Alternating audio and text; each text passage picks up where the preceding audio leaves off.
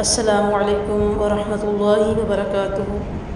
نحمدہ ونصلی علی رسولہ الکریم اما بعد فاعوذ باللہ من الشیطان الرجیم بسم اللہ الرحمن الرحیم ربنا زدنا علما وفہما رب اشرح لی صدری ویسر لی امری واحلل عقدۃ من لسانی یفقہوا قولی واجعل لی وزیرا من اہلی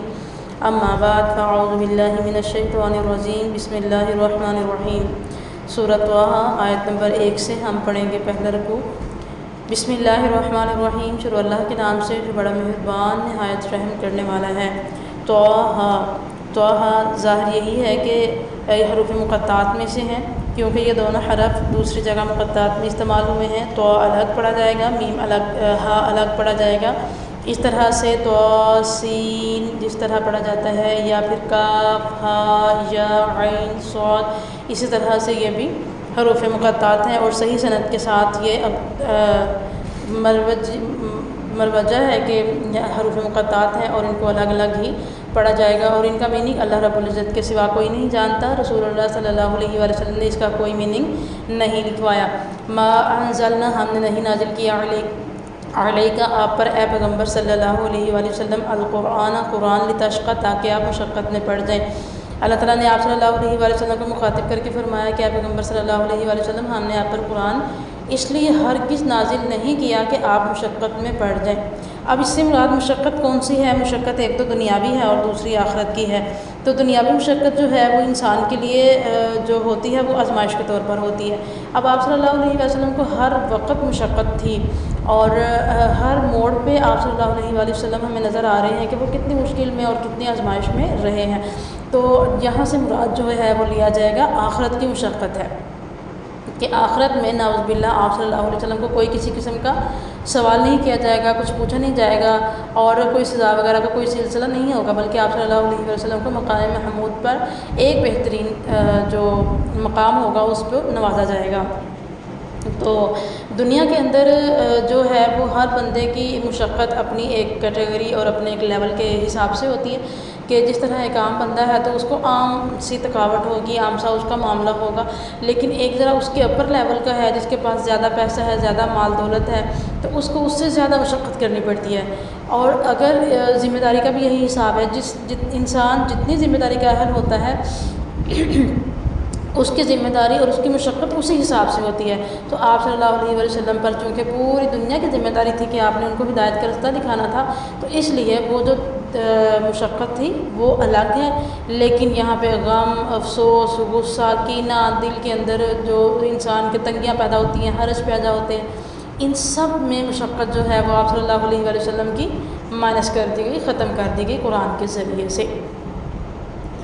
الا تذکرۃ لمن یخشی، مگر یہ تو ایک یاد دہانی ہے اس کے لیے جو یخشی ڈرتا ہے۔ جو شخص اللہ سے ڈرتا ہے اس کے لیے قرآن میں یاد دہانی ہے، کس چیز کی؟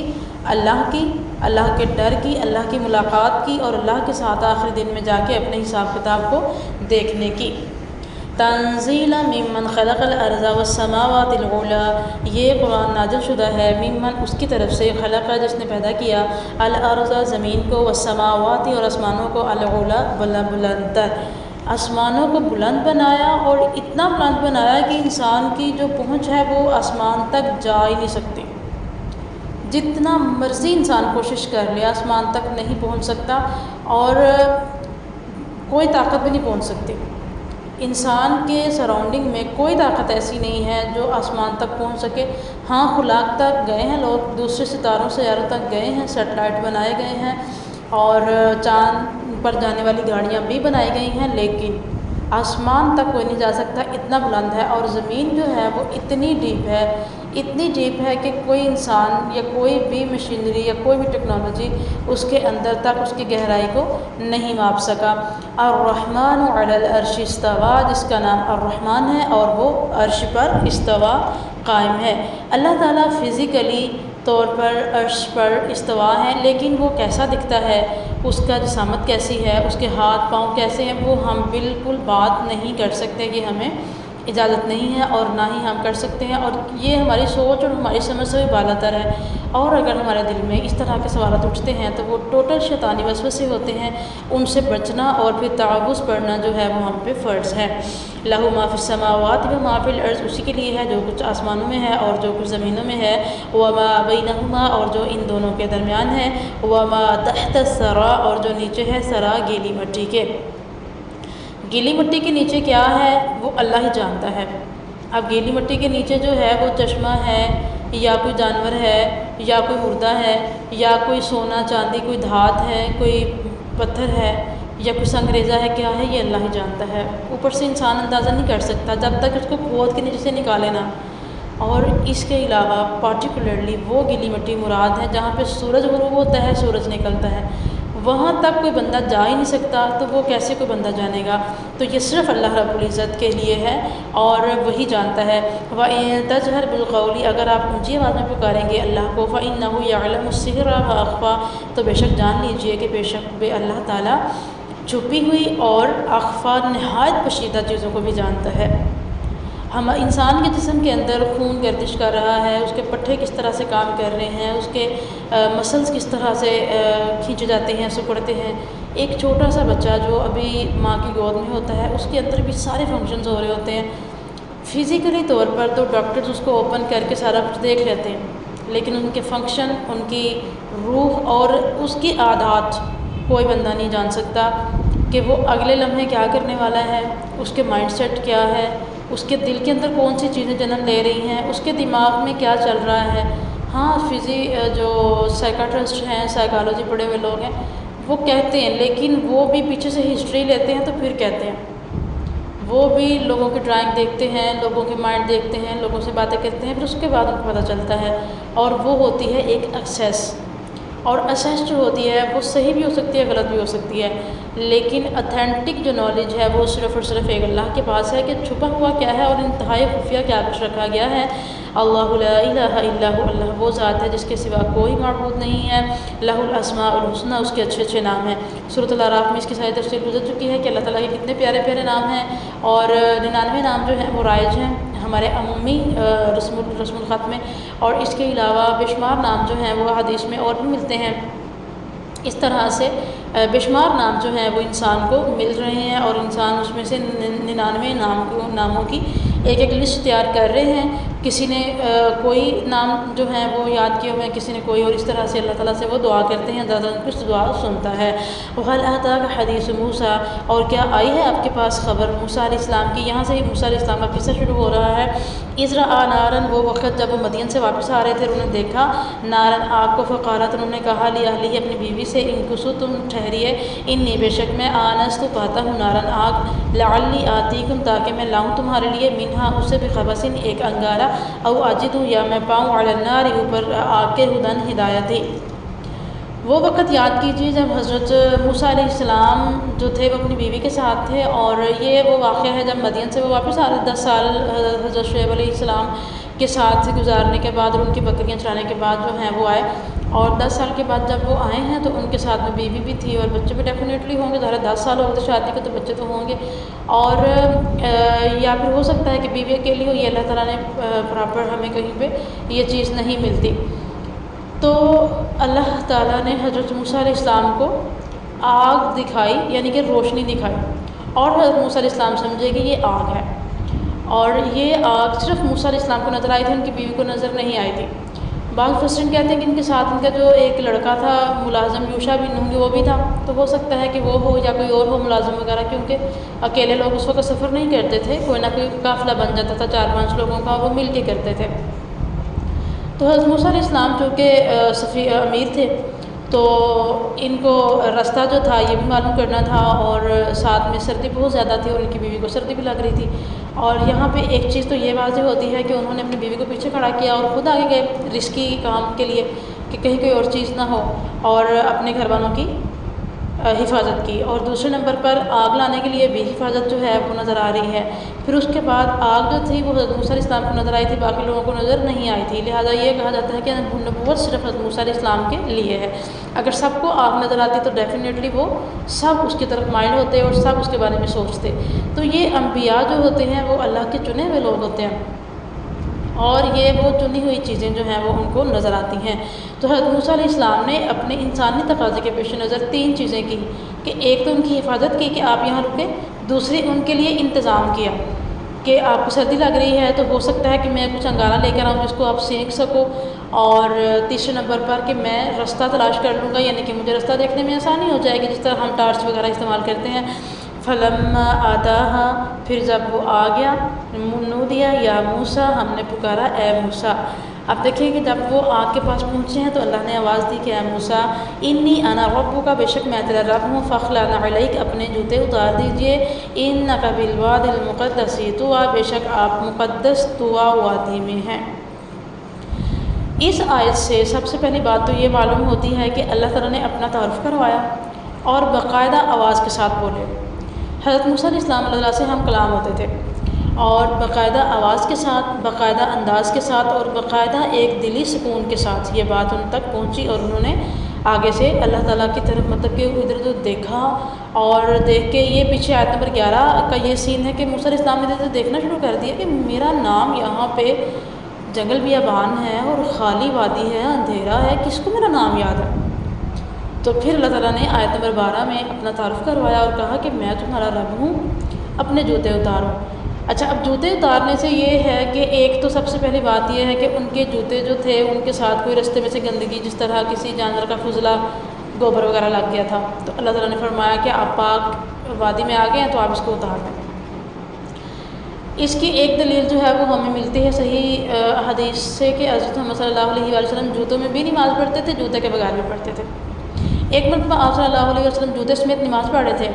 اور آپ کے پیچھے صحابہ کرام بھی جوتے کے سمیت ہی نماز ادا کر رہے تھے۔ حضرت جبرائیل امین سے آئے اور آ کے انہوں نے آپ صلی اللہ علیہ وسلم سے فرمایا کہ اپنے جوتے اتار دیں۔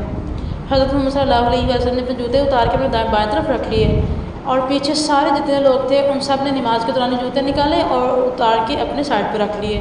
تو جب آپ صلی اللہ علیہ وسلم نے سلام پھیرا تو فرمایا کہ آپ لوگوں نے جوتے کیوں اتارے ہیں؟ تو انہوں نے کہا کہ اے محمد صلی اللہ علیہ وسلم، ہم نے تو آپ کی پیروی میں اتارے، آپ نے بھی نماز کے دوران جوتے اتار دیے۔ تو آپ صلی اللہ علیہ وسلم نے فرمایا میرے پاس جبرائیل امین آئے تھے، انہوں نے آ کے مجھے کہا کہ آپ کے جوتوں میں نجاست لگی ہوئی ہے، یا پھر وہ ایسے چمڑے سے بنے ہوئے جس طرح مردار کے چمڑے سے بنے ہیں، یا پھر حرام کے چمڑے سے جس طرح حرام یہ سور اور چیتا وغیرہ ہوتے ہیں، تو اس طرح کے درندے کسی کے جانور سے بنے ہیں، تو یا اس طرح کی کوئی چیز تھی جوتوں میں نا، تو آپ اس کو اتار دیں، اس کے اندر نماز نہیں پڑھیں آپ۔ تو میں نے تو اس لیے اتارے ہیں۔ تو اگر آپ کے جوتے آپ کو یقین ہے تو آپ اس کو واش کر کے صاف کر کے، اگر آپ کو پتہ ہے پاک مٹیریل سے بنے ہوئے ہیں اور آپ کو پتہ ہے کہ بننے کے بعد بھی صاف اور پاک ہیں اور آپ نے اس کو پہنا ہوا ہے، تو آپ اس کو پہن کے ہی نماز ادا کر سکتے ہیں۔ تو اب آپ صلی اللہ علیہ وسلم مسجد نبوی میں کھڑے تھے جب کا یہ واقعہ ہے۔ یہاں سے پتہ چلتا ہے کہ مسجد نبوی، مسجد حرام مکہ، حرمین شریفین ہو گئے، اور تیسری مسجد بیت المقدس، ان تینوں کے علاوہ اب یہ جو مقدس ہے نا بالوادی المقدس طویٰ، اب یہ فلسطین اور مدین اور مصر، ان سب کے جو بیچوں بیچ راستے ہیں وہاں پہ فلسطین پڑتا ہے یا نہیں پڑتا؟ تو یہ ثابت ہوتا ہے کہ یہاں پہ فلسطین نہیں پڑتا۔ اب جو وادی طویٰ ہے یہ مصر کے قریب ہے۔ یہاں سے پتہ چلتا ہے کہ یہ وادی پاک اللہ تعالیٰ نے اس وقت نام لیا تھا، وہ وادی اس وقت پاک کہلائی جب حضرت موسیٰ علیہ السلام وہاں پہ آئے، یا پھر اللہ تعالیٰ نے وہاں پہ ان سے کلام کیا، یا پھر وہ ان تینوں کے بعد پاک ہے۔ سب سے پہلے پاکیزگی جو ہے وہ کاؤنٹ ہوتی ہے بیت اللہ کی، حرمین ان مکہ، اور دوسرے نمبر پر ہوتی ہے حرمین ان مدینہ، مسجد نبی صلی اللہ علیہ وسلم، اور تیسرے نمبر پر ہوتی ہے بیت المقدس فلسطین یروشلم، اور اس کے بعد جو ہے وہ ہوتی ہے طویٰ۔ ٹھیک ہے، تو اس طرح سے ہمیں پتہ چلتا ہے کہ وہ اس وقت اللہ تعالیٰ نے اس کو پاکیزہ قرار دیا تھا، اور وہ بھی پاکیزہ ہو سکتی ہے۔ اور جوتے اتارنے کی جہاں تک بات ہے، اور اس کے علاوہ ایک اور ہمیں ملتا ہے کہ شریعت موسوی میں ہو سکتا ہے کہ عبادت کے وقت جوتا اتارنا لازم ہو، ننگے پاؤں عبادت کرنا مقصود ہو۔ تو یہ چیزیں یہاں سے واضح ہوتی ہیں۔ حضرت موسیٰ علیہ السلام نے اپنا جوتا اتارا اور سائڈ پہ پیچھے رکھا، اور اللہ تعالیٰ پھر مخاطب ہوئے، وَأَنَا اخْتَرْتُكَ فَاسْتَمِعْ لِمَا يُوحَىٰ، میں نے تجھے چن لیا ہے اپنی نبوت کے لیے، پس غور سے سن، لما یوحیٰ، جو تیری طرف وحی کیا جا رہا ہے۔ اب یہاں سے پہلی وحی موسیٰ علیہ السلام پر شروع ہو جاتی ہے، اور وحی کس طرح سے نازل ہوتی ہے کہ اللہ رب العزت نے اپنی باقاعدہ الفاظ میں حضرت موسیٰ علیہ السلام سے یہ بات کی، یا پھر بات اللہ تعالیٰ نے خود کی اور وحی لے کر جبرائیل امین آئے موسیٰ علیہ السلام کے پاس۔ یہ دو طریقے ہو سکتے ہیں، کیونکہ وحی لانے کا جو ڈیوٹی تھی وہ حضرت جبرائیل امین کی رہی ہے۔ اننی انا اللہ، اب یہ وحی کے الفاظ جو ہیں وہ کیا ہیں کہ بے شک میں تمہارا اللہ، لا الہ الا انا فاعبدنی، میرے سوا کوئی تمہارا معبود نہیں ہے، بس میری بات کرو، واقیم الصلاۃ لذکری، اور میرے ذکر کے لیے نماز قائم کرو۔ سب سے پہلا جو اللہ تعالیٰ نے موسیٰ علیہ السلام کو وحی کے اندر حکم دیا وہ دو تھے، ایک توحید کہ اللہ کے سوا کسی کی عبادت نہیں کرنی، اللہ کے سوا کسی کو مدد کے لیے نہیں پکارنا، اللہ کے لیے کسی کے لیے نماز نہیں پڑھنی، اللہ کے لیے اللہ کے علاوہ کسی کے لیے سر کو نہیں جھکانا، کسی سے ڈرنا نہیں ہے، کسی کی بات کا برا نہیں بنانا، کسی سے تعریف نہیں چاہنی، اس کے اندر ہر چیز آ جاتی ہے۔ کسی سے اڈورمنٹ نہیں حاصل کرنے کی کوشش کرنی، کسی سے یہ نہیں کہنا کہ میری تعریف کرے اور اس طرح کی بات کے لیے کرے کہ جو میں نے کام کیا بھی نہیں ہے، یا میں نے کام کیا ہے تو بڑا اچھا ہو گیا۔ کیا نیت ہونی چاہیے؟ عبادت کی۔ میں کسی کو کے لیے کھانا بنا رہی ہوں، اللہ تعالیٰ سے اجر کی نیت سے بناؤں گی کہ میں اس کو کھانا کھلا رہی ہوں، تو اللہ تعالیٰ نے قرآن میں فرمایا ہے کہ اللہ تعالیٰ جو کھانا کھلاتا ہے تو اللہ تعالیٰ اس کو جنت میں داخل کرے گا۔ حدیث میں آتا ہے کہ کھانا کھلاؤ اور ہم سے جنت میں داخل ہو جاؤ۔ اگر میں کسی کے کپڑے سائی کر کے دیتی ہوں، کسی کے کام کر دیتی ہوں، کسی کی صفائی، کسی کی خدمت کرتی ہوں، تو وہ سارے کے سارے کام اللہ کے لیے ہوں گے، نہ کہ شکریہ چاہنے کے لیے ہوں گے۔ ہم ایک معمولی سالن بنا لیتے ہیں، حلوہ بنا لیتے ہیں، شیک بنا لیتے ہیں، اور اس سے جا کے پوچھ ہوتا ہے اچھا بنا ہے، کیسے بنا ہے، اور وہ مجبوراً بھی کہہ رہا ہوتا ہے کہ ہاں بڑا اچھا بنا ہے، ہاں بہت مزہ ہے۔ تو یہ جو چیز ہوتی ہے یہاں پہ انسان کا جو ہے وہ ایمان لیول کم ہوتا ہے۔ لا الہ الا انا فاعبدنی، عبادت انسان کا ہر عمل عبادت بن سکتا ہے اگر وہ اس کے اندر نیت اللہ سے اجر کی کر لے تو۔ ایون کہ سونا بھی ہے نا اس نے کہ مجھے اگلے 4 گھنٹے سونا ہے، اور وہ اپنے سارا کچھ سمیٹ لیتا ہے، اپنے بچوں کو سمیٹ لیتی ہے، اپنے گھر کو سارا کچھ سمیٹ کے، اپنی بیڈ شیٹ وغیرہ ریڈی کر کے، اور اپنے 4 گھنٹوں کے لیے اپنی کھانے پینے والی چیزیں فریج میں رکھ کے، اور اب کہتی ہے کہ اب مجھے سونا ہے، تو نیت کرے کہ میں اللہ کے لیے سو رہی ہوں، اللہ تعالیٰ مجھے ایمان پہ سلائے اور ایمان پہ جگائے، اور نیت کرتی ہے کہ اب میں جب اٹھوں گی تو اٹھ کے نماز پڑھوں گی، اللہ کا ذکر کروں گی، اللہ کے لیے عبادت میں کام کروں گی، اپنے بچوں کو سنبھالوں گی، جو اللہ نے میری ذمہ داری لگائی ہے، اور مجھے اس کا ثواب ہوگا، اس کا وہ سونا بھی عبادت بن جائے گا۔ اور اس کے علاوہ اگر وہ نارمل وضو کر کے سو جاتی ہے تو پھر بھی اللہ تعالیٰ کی عبادت بن جاتی ہے۔ وَأَقِمِ الصَّلَاةَ لِذِكْرِی، اور 5 وقت کی نماز ادا کریں۔ حضرت موسیٰ علیہ السلام کی دور میں کہا جاتا ہے کہ 2 نمازیں تھیں، اب اس کے اندر اتھینٹک حدیث میرے تک ابھی پہنچی نہیں ہے، لیکن نماز جو ہے وہ تھی، 2 تھی، 4 تھی، 6 تھی، اللہ ہی جانتا ہے، یا پھر مجھے جیسے ہی پتہ چلے گا تو انشاءاللہ تعالیٰ کسی طرح سے میں آپ کو بتا دوں گی، یا پھر آپ خود بھی سرچ کر سکتے ہیں کہ کتنی نمازیں فرض تھیں۔ تو نماز البتہ فرض تھی۔ ان الساعۃ آتیۃ، بے شک قیامت البتہ آنے والی ہے، اکاد اخفیہا، میں اسے پوشیدہ رکھوں، لتجزا، تاکہ بدلہ دیا جائے، کل نفس، ہر شخص، بما تسعی، اس کی جو اس نے کوشش کی۔ فلا یصدنک عنہا، بس تجھے روک نہ دے، عنہا اس سے، من لا یؤمن بہا، جو ایمان نہیں رکھتا اس پر، واتبع ہواہ، اور پیچھے پڑا رہا اپنی خواہشات کے، فتردہ، تو وہ ہلاک ہو گیا۔ اب پیچھے والی آیت جو آیت نمبر 14 ہے اور 16، اس میں دیکھیں کہ اللہ تعالیٰ نے کتنی جلدی کمپیریٹیو ڈگری لی ہے، اور کہا ہے کہ ایک طرف تو اللہ کی عبادت ہے اور دوسری طرف ہے انسان کی خواہش۔ 2 چیزیں ہمارے سامنے ہیں، ایک وہ ہے جس میں ہمیں اللہ سے اجر ملے گا، اور ایک وہ ہے جس سے صرف ہماری روح خوش ہوگی، اس کے اندر کوئی ثواب نہیں ہے، اور تیسری چیز وہ ہے جس میں ہماری خواہش بھی شامل ہے لیکن اس کے اندر گناہ ہے، اللہ تعالیٰ سے ثواب نہیں ملے گا۔ تو ہم ان تینوں چیزوں میں سے کیا چوز کرتے ہیں، یہ ہمارے اپنے اختیار میں ہے۔ اگر تو ہم اس کے اندر سے اللہ تعالیٰ کے اجر والی بات کو چوز کر لیتے ہیں تو پھر تو وہ ہمارے لیے بہت بڑا ایک خوشخبری ہو جائے گی کہ ہمیں اس میں ثواب بھی ملے گا اور اللہ کی خوشنودی بھی۔ اور اگر ہم دوسرا کام کرتے ہیں کہ اپنی خواہش پوری کر لیتے ہیں لیکن اس کے اندر کوئی گناہ، کوئی ثواب نہیں ہوتا، ہم نیت ہی نہیں کرتے، ثواب کی نیت ہی نہیں کرتے اور کام کر لیتے ہیں، تو ہو سکتا ہے کہ اللہ تعالیٰ اس کے اندر ہمیں اجر دے، یا ہو سکتا ہے کہ اس کا اجر ہم سے روک لے کہ ہم نے اجر ہی کون سا نیت کی تھی۔ دونوں طرح سے یہ چیزیں ٹھیک ہیں۔ اور تیسری چیز جو ہے وہ انتہائی ناپسندیدہ ہے، ہماری خواہش ہو اور اس میں اللہ کی ناراضگی ہو، جس طرح کے پھولدار کپڑے، خوبصورت جسم کو بنا کے، میک اپ لگا کے، ہیئر اسٹائل بنا کے، ٹک ٹک والا جوتا پہن کے، خوشبو لگا کے اپنی دہلیز کو پار کر لینا، یا گھر کے اندر کوئی غیر مرد آیا ہے تو اس کے سامنے تیار ہونا، یا اس کے لیے تیار ہونا، یا اس کو دکھانا کہ میں کپڑے بڑے پیارے ہیں، جوتے بڑے پیارے ہیں، اور اس طرح کی چیزیں نہیں۔ سادگی، گھر کے اندر اگر غیر ہے تو سادگی ہونی چاہیے۔ اگر اپنا شوہر ہے تو آپ بہت پیارا تیار ہو سکتے ہیں، خوشبو لگا سکتے ہیں، اپنے بہن بھائیوں کے سامنے، اپنے بابا کے سامنے، اپنے ماموں چاچو کے سامنے، تایا کے سامنے، دادا کے سامنے، سسر کے سامنے، یہ چیزیں ہیں۔ لیکن گردن، بال اور یہ جو سینے کے ابھار ہیں، یہ آپ کے باپ، ابا، دادا اور پوتا اور بھانجا اور بھتیجا اور بھائی، ان سب کو بھی نظر نہیں آنے چاہیے، کیونکہ وہ مرد ہیں۔ مردوں کے دل میں بیماری آ جائے تو گناہ کا سبب ہے۔ تو ہمیں اپنے کپڑوں کا جائزہ لینا ہے۔ پھر اس کے بعد کوئی گانا سننے کو دل کر رہا ہے، خواہش ہو رہی ہے کہ گانا سنو، اب کیا ہے کہ وہ اللہ تعالیٰ نے منع فرمایا ہے، تو اب ہماری خواہش بھی ہے اور گناہ بھی ہے، یہ حرام ہے۔ پھر ہمارا دل کر رہا ہے کہ ہم سور کا گوشت کھا لیں، یا ہم نعوذ باللہ سانپ وغیرہ کھا لیں، تو گناہ ہے۔ تو اس چیزوں کو چھوڑنا، خواہش کو اللہ کے تابع کرنا، وہ ثواب بھی ہے، اس کا ڈبل ثواب ہوگا۔ ایک ہم نے گناہ کو چھوڑا ہے اور دوسرا ہم نے اللہ کی بات کو مانا ہے، اجر کے لیے کام کیا ہے۔ تو جس نے خواہش کی پیروی کی وہ تو ہلاک ہو گیا۔ اور اس کے اندر مین جو خواہش آتی ہے وہ آتی ہے گناہ کی، جس کے اندر گناہ ہے۔ وما تلک بیمینک یا موسیٰ، اللہ تعالیٰ نے یہ سارے جو لاہ عمل بتا کے فرمایا کہ موسیٰ تیرے دائیں ہاتھ میں کیا ہے؟ قال ہی عصائی، انہوں نے فرمایا کہ یہ میرا عصا ہے، اتوکل علیہا، میں اس پر ٹیک لگا لیتا ہوں، یعنی کہ اس کو کہیں دیوار وغیرہ نہ ملے تو میں اس کو زمین کے اندر گاڑ کے اس کے اوپر دونوں ہاتھ رکھ لیتا ہوں اور اس کے اوپر جھک جاتا ہوں۔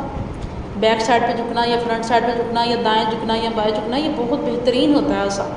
اور اس کے اوپر ٹیک لگائی جا سکتی ہے۔ تو وَأَحُشُّ بِهَا عَلَى غَنَمِي، اور میں پتے جاڑتا ہوں اپنی بکریوں پر، یعنی کہ عصا کے ساتھ پتوں کو ٹھوکر لگاتے جاتے اور پتے گرتے جاتے اور بکریاں کھاتی جاتی۔ وَلِيَ فِيهَا مَعَارِبُ أُخْرَىٰ، اور اس کے اندر میرے اور بھی بہت سارے فائدے ہیں۔ کس طرح کے فائدے کہ اگر کوئی موذی جانور بکریوں کے پاس آ رہا ہے تو میں اسے ہانک سکتا ہوں، اس کو پیچھے کر سکتا ہوں، بکریوں کو ہانک کر لے جا سکتا ہوں۔ اس کے اندر میرا جو ہے وہ مطلب اس کے ساتھ کھڑے ہو کے میں بات کر سکتا ہوں، اور وغیرہ وغیرہ۔ قال القیہا یا موسیٰ، اللہ نے فرمایا اس کو ڈال دو یا پھینک دو، فالقاہا، اس نے پھینک دیا اسے، فاذا ہی حیۃ تسعیٰ، تو یہ زندہ دوڑتا ہوا سانپ بن گیا۔ اللہ اکبر! انسان کے ہاتھ میں ایک سٹک ہو، ایک سکیل ہو، یا اس کی ضرورت کی چیز ہو تو وہ زمین پر گرے اور ساتھ ہی سانپ بن جائے۔ اللہ کتنا زیادہ ڈر گئے ہوں گے حضرت موسیٰ علیہ السلام، اتنا کہ حضرت موسیٰ علیہ السلام کے اوسان خطا ہو گئے۔ اللہ تعالیٰ بات کر رہے ہیں اور اللہ تعالیٰ کے ساتھ مخاطب ہیں، رات کا ٹائم ہے، روشنی بھی ہے وہاں پہ۔ قال خذها ولا تخف، اللہ تعالیٰ نے فرمایا اب یہ اوسان جو خطا ہوئے، یہ دوسرے آپ نے سورۃ الاعراف میں پڑھا ہے کہ حضرت موسیٰ علیہ السلام اس کو دیکھ کے ڈر کے بھاگ کھڑے ہوئے۔ اللہ تعالیٰ نے فرمایا خذها، پکڑو اس کو، ولا تخف، ڈرو نہیں، سنعیدها سیرتها الاولی، ہم اس کو پہلی اس کی حالت میں لوٹا دیں گے۔ پہلی حالت کون سی تھی؟ عصا کی، کہ ہم اسے واپس عصا بنا دیں گے۔ وَاضْمُمْ يَدَكَ، اور ملا لو اپنا ہاتھ، إِلَىٰ جَنَاحِكَ، اپنی بغل تک، تخرج بَيْضَاءَ، وہ نکلے گا سفید، من غیر سوء، بغیر کسی عیب کے، آیۃ اخری، یہ دوسری نشانی ہے۔ پہلی نشانی کیا؟ عصا کی کہ جو سانپ بن گیا، اور دوسری نشانی بغل میں سے ہاتھ باہر نکالنا اور وہ سفید چمکتا ہوا ہو، لِنُرِيَكَ، تاکہ ہم دکھائیں تجھے، من آیاتنا الکبریٰ، بڑی بڑی نشانیاں۔ اذهب الى فرعون، جاؤ فرعون کی طرف، انه طغى، بے شک وہ سرکش ہو گیا ہے۔ فرعون جو تھا، جو موسیٰ علیہ السلام کے وقت میں تھا، یہ اس فرعون کی بات ہو رہی ہے۔ یہ اپنی جو فرعونیت کی پیڑھی تھی اس میں 7واں تھا کہا جاتا ہے، اور حقیقت کیا ہے یہ اللہ ہی جانتا ہے، لیکن اس سے پہلے کئی فرعون گزر چکے تھے، اور اس کا نام کچھ اور تھا، اس کا لقب فرعون تھا۔ اور فرعون جو تھا وہ اس کو سرکش کہتے ہیں، مغرور کہتے ہیں، متکبر کہتے ہیں، اور متکبر وغیرہ اس میں آتا ہے سینس میں کہ ایسا انسان جو اپنے سے بڑا کسی کو نہ سمجھے اور سب سے بڑا خود کو سمجھے، اور اپنی جو ہے ڈھارس بندھا کے رکھے، اور اپنا جو ہے وہ پورا نظام چلا کے رکھے، اور سب پر اپنی جو ہے وہ روب داب جما کے تو رکھے۔ تو یہ فرعون تھا جس کے پاس اللہ رب العزت نے حضرت موسیٰ علیہ السلام کو بھیجنے کے لیے فرمایا تھا۔ سبحان ربک رب العزت عما یصفون وسلام علی المرسلین والحمد للہ رب العالمین۔